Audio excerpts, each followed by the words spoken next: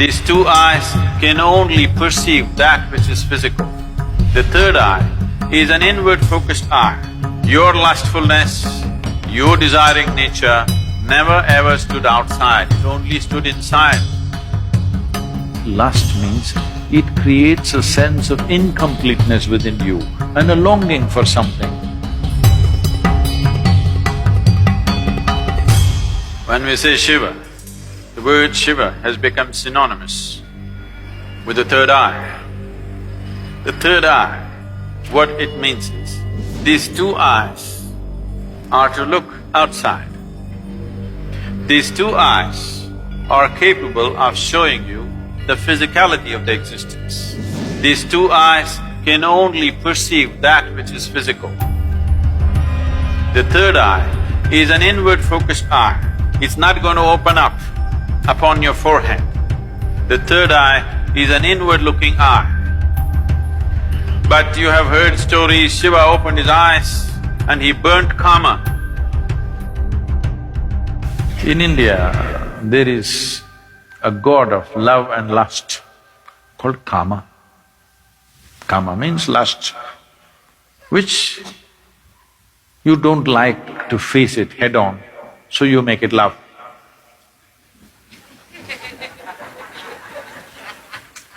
Because you need some aesthetic to it. So, he hides behind a tree and shoots an arrow at Shiva's heart. Tuck, it hits him and Shiva gets a little disturbed. Then he sees it's Kama.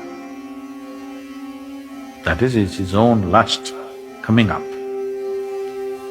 Then he opened up his third eye, a fiery eye, and burnt Kama. He was hiding behind a tree, but he was burnt into ashes. Then Shiva took the ashes of this burnt Kama and smeared himself. That I have put these things to rest for good. That is the general story told to the people. But you tell me, your lust arises within you or behind the tree? No, you may go behind the tree, that's another matter.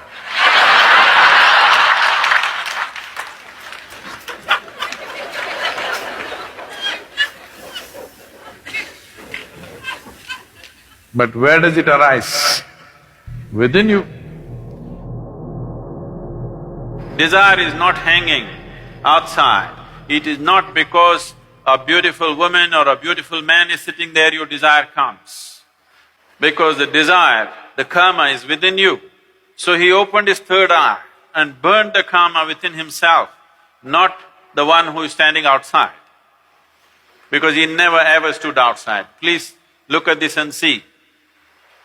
Your lustfulness, your desiring nature never ever stood outside, it only stood inside. So he opened his third eye, not this way, inward. Then he saw this lustfulness, which essentially means that some aspects are built into you which makes you feel incomplete. So you think you will find completion only by going towards something or somebody. Lust is not just about opposite sex. Shopping is lust. Because you have to go towards something, only then life will be complete. Every desire is lust, because without that I cannot exist. I want that, because only when I have that, this will be complete. It may be a thing, it may be a position, it may be power, it may be sexuality, it doesn't matter what it is. Essentially, lust means it creates a sense of incompleteness within you and a longing for something that it makes you feel if you don't have that, you are not complete. So he decides to burn the Kama within himself. He burned the Kama and then instead of sweat, ash oozed out of the pores of his body. This is the yogic story. The common story told to the public is he was hiding behind the tree and he burnt him, opened his eyes and burnt him, and then he took that ash and smeared himself.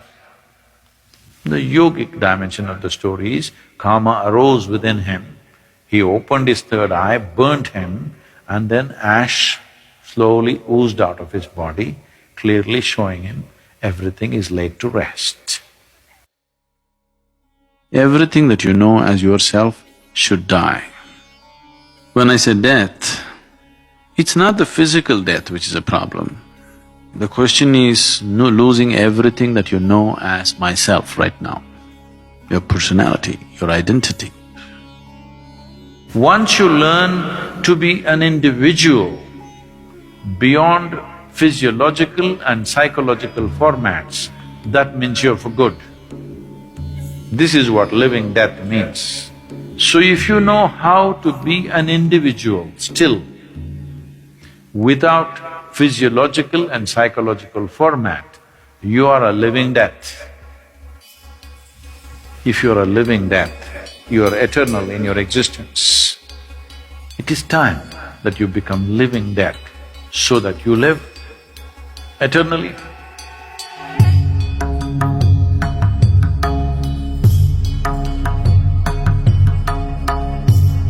But there's a certain dimension of consciousness which can go beyond time.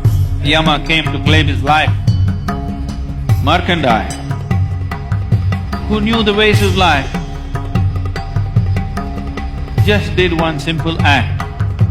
They say he continued to live as a 15-year-old because he came in touch with that dimension of consciousness which we refer to as Kala Bhairava.